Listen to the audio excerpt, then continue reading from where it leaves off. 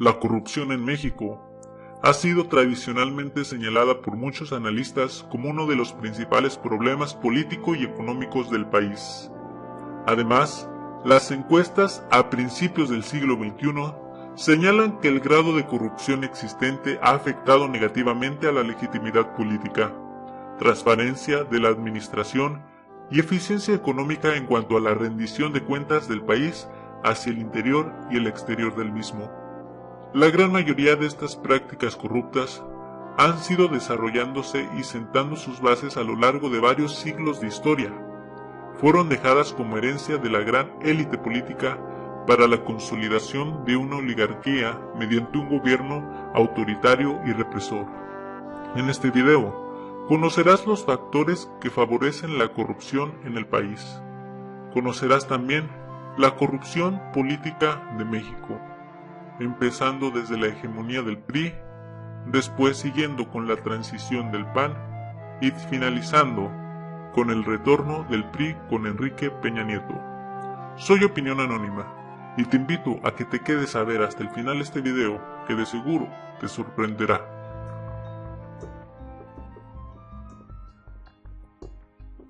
En el año 2014, durante la realización del Índice de Percepción de la Corrupción, una medida de los niveles de corrupción percibidos por el sector público en 175 países y territorios evaluados, México obtuvo una calificación de 35 y ha sido catalogado como uno de los 70 países más corruptos del mundo,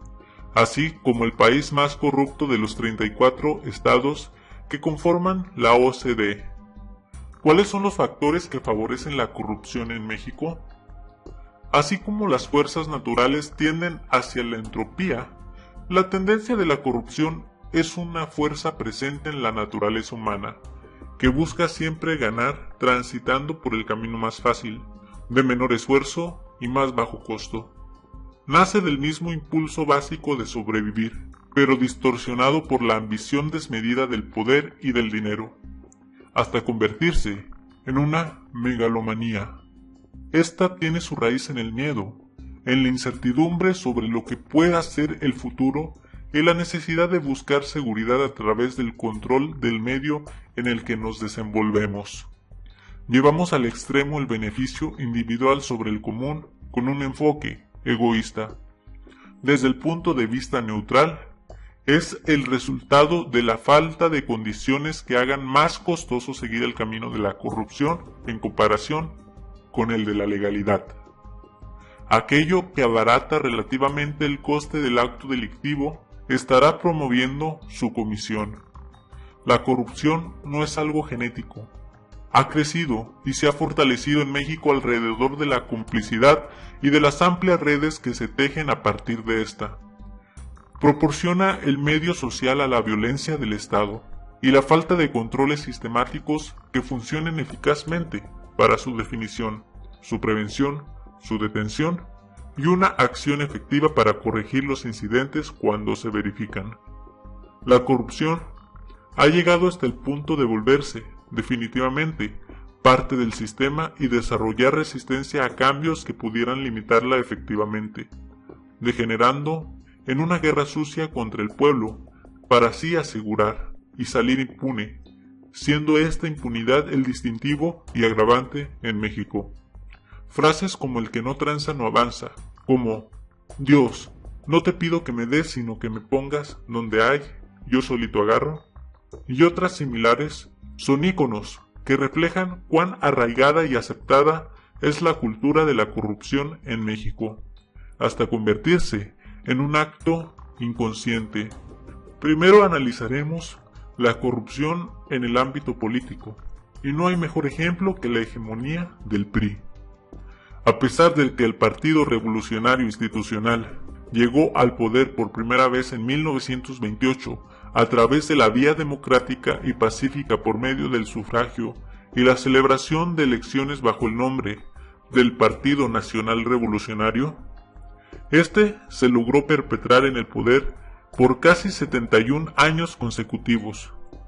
de 1929 al 2000, mediante el establecimiento de una red de patrocinios y acciones populistas, Con la llegada del PRI al poder, el sistema político electoral del país comenzó a funcionar como un régimen totalitario y unipartidista, en el cual un solo partido concentraba el control sobre la gran mayoría de las instituciones de gobierno e impartición de justicia, y en el que se volvió costumbre el que los partidos que competían por cargos públicos de todos los niveles en el país por el PRI siempre ofrecieran sobornos a sus electores y clientelismo. Obviamente, favores políticos a grupos y élites de poder, en caso de que resultaran electos, a cambio de apoyo, por supuesto, financiamiento para sus campañas políticas y votos para su elección. Este sistema de operar construyó en la política mexicana una plataforma y clima perfectos en los cuales la corrupción política tuvo la oportunidad de florecer y crecer fuertemente, y en el que la competencia y la oposición política por fuera del partido no existía. Si es que se llegaba a formar alguna candidatura independiente, esta era suprimida, y se volvió un requisito el pertenecer a un partido para poder contender y ser votado para algún cargo de elección popular. Con el pasar de los años, y sin nada ni nadie que le estorbara,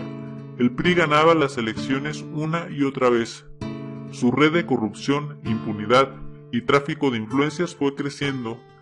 y en consecuencia el partido logró aferrarse al poder a toda costa.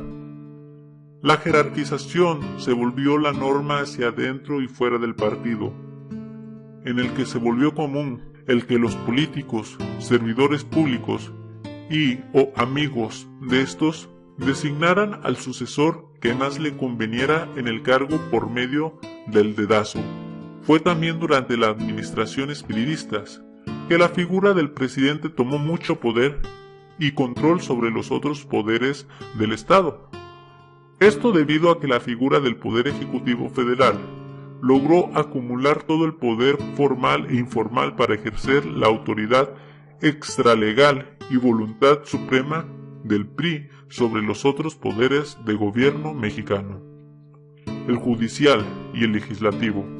Fue así como el poder total se logró consolidar en las manos de una pequeña élite de poderosos e influyentes que siempre imponían sus intereses personales sobre la voluntad y necesidades del pueblo de México,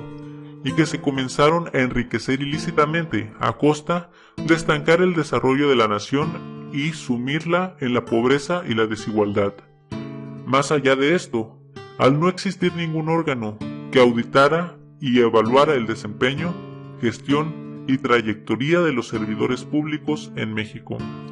las administraciones priistas se caracterizaron además por una casi nula rendición de cuentas y baja legitimidad. 70 largos años de reinado ininterrumpido del PRI en todos los niveles de poder fueron más que suficientes para que se gestara una red monstruosa y muy bien articulada de corrupción, tráfico de influencias e impunidad desmedida que al final logró apoderarse por completo del sistema y someter las instituciones de impartición de justicia y gobierno mexicano a la voluntad máxima e intereses personales de la élite política, los cuales, con todo el cinismo del mundo, comenzaron a hacer y deshacer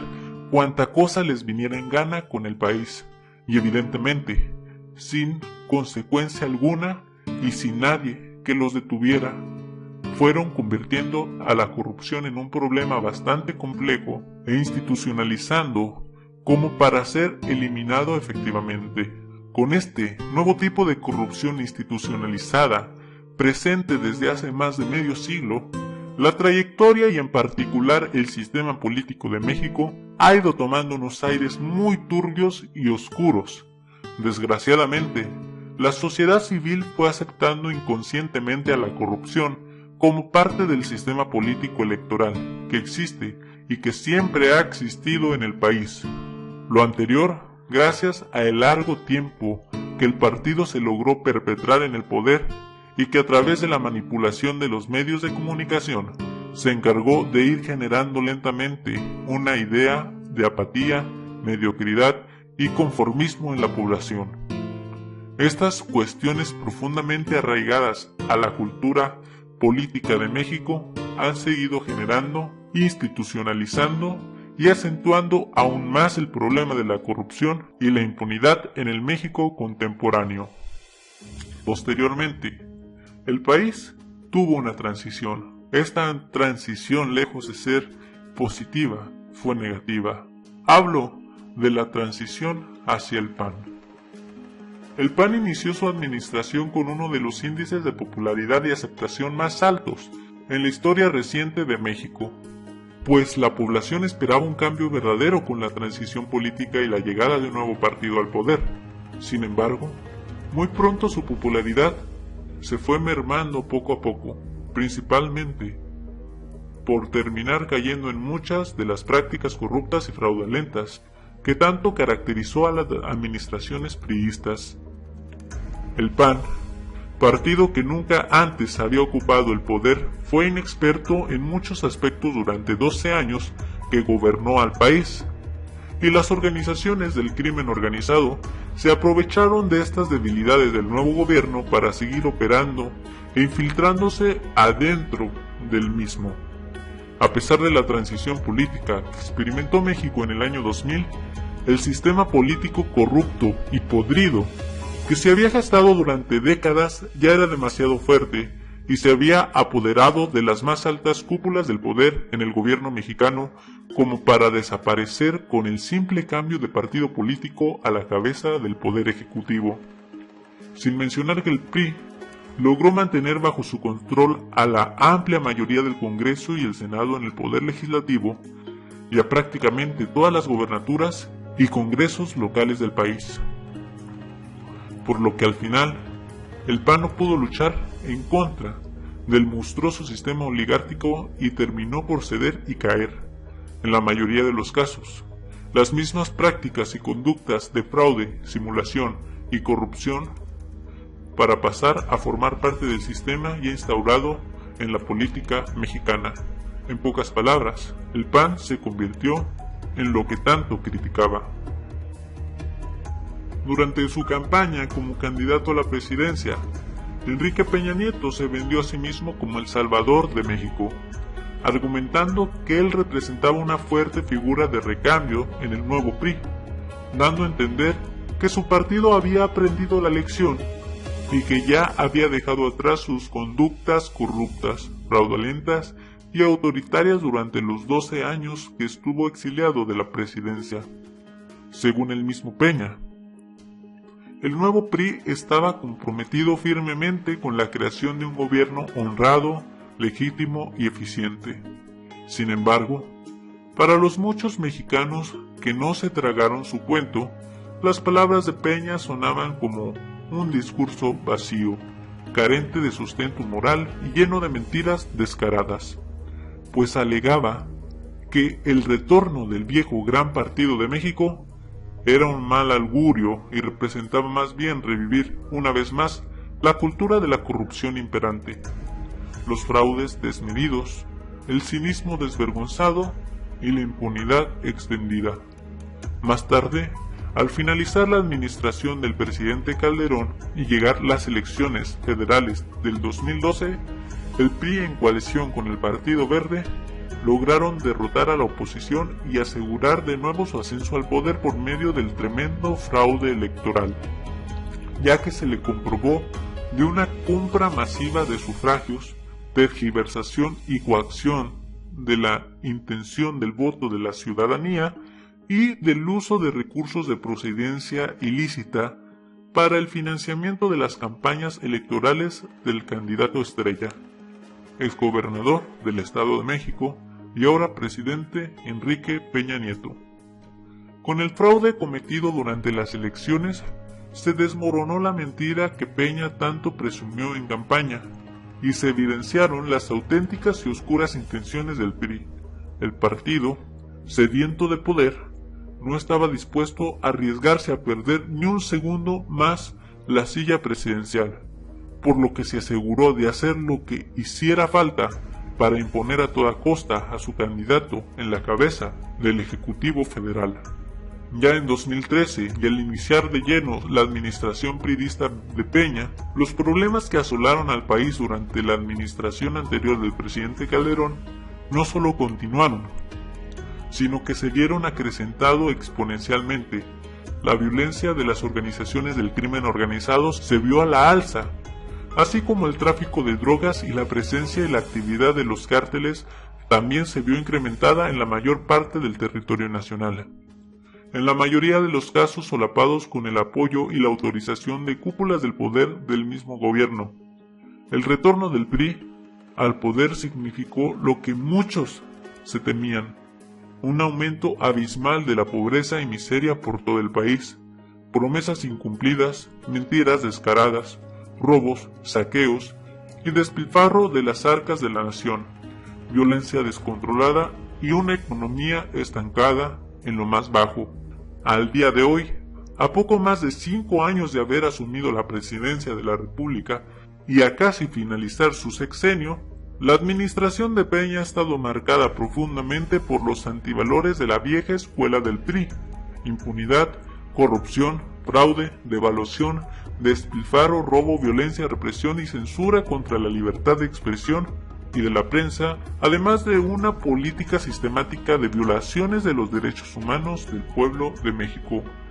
En lo que va de su gestión, se han presentado y comprobado numerosos y muy graves casos de corrupción desmedida y crimen de Estado, en los que se haya involucrado directa o indirectamente el mismo Peña. Casos que, estando en cualquier otro país donde sí existiera el Estado de Derecho, el presidente ya habría sido removido de su cargo, juzgado y sentenciado a prisión. En cuanto a corrupción, uno de los casos más recientes ocurrió en 2014, cuando un reportaje periodístico liderado por la periodista Carmen Aristegui denunció que el presidente Peña había incurrido en un grave conflicto de interés por la compra de una mansión de poco más de $7,000 millones por parte de Angélica Rivera, su esposa y primera dama de México, a la compañía Grupo IGA, una empresa que había recibido grandes contratos en materia de obras públicas tanto durante la gestión de Peña como gobernador del Estado de México entre 2005 y 2011, como durante su mandato presidencial. Además, dicho conflicto de interés también involucraba al secretario de Hacienda Luis Videgaray Caso, pues este funcionario igualmente había adquirido otra mansión con recursos presuntamente del erario público, justo como la esposa del presidente. Como consecuencia de la denuncia de dicho conflicto de interés, se presume que el gobierno federal, por orden de Peña, presionó para censurar la investigación de Carmen Aristegui y de todo el equipo de periodistas, haciendo además que se le despidiera injustamente de su empleo de la empresa MBS Radio. Para colmo del cinismo y la simulación, el mismo presidente Peña se encargó de designar a un hombre al mando de la Secretaría de la Función Pública, Virgilio Andrade, para supuestamente investigar el conflicto de interés en el que él, su esposa y el secretario de Hacienda habían incurrido. Más tarde, Virgilio Andrade, sin más ni menos y con todo el descaro del mundo, tan solo se encargó de exonerarlos de todos los cargos que se les acusaban, argumentando que tanto el presidente como su esposa y el secretario de Hacienda eran inocentes y no habían incurrido en ningún conflicto de interés y que todas sus acciones habían estado apegadas a la ley. La ciudadanía tomó de inmediato las declaraciones del secretario de la Función Pública como una burla desvergonzada, pues era absurdo que el mismo gobierno que iba a ser investigado designara a alguien para investigarse a sí mismo. Al final quedó demostrado que como siempre sucede en México, la impunidad se salió con la suya. Este fue solo un ejemplo de muchos ejemplos de corrupción, en el que el gobierno ha cometido delitos muy graves, pero, como siempre, nada pasa en este país. Actualmente, como pareciera que ha sucedido en la mayor parte de nuestra historia, estamos teniendo que soportar a un gobierno corrupto y descarado. La pregunta es, ¿el ciudadano común qué debe hacer y cómo puede contribuir para evitar que se sigan dando estos actos de corrupción? Es simple. Primeramente, Mexicano, cambia tú como persona, cambia tú como sociedad, y te prometo que vendrán cambios mejores para México. Soy Opinión Anónima, una persona en algún lugar de México a favor de la educación. Si te gustó el video, compártelo con tus amigos, dale like y comenta. Recuerda echar un vistazo en mi canal. En mi canal subo videos de crítica social y que exponen la verdad de muchas organizaciones políticas y religiosas de México y del mundo. Te espero en mi canal. Te invito a echar un vistazo a mi recientemente hecha página de Facebook y a que me sigas e interactúes conmigo en Facebook. Opinión Anónima Oficial. Hasta luego.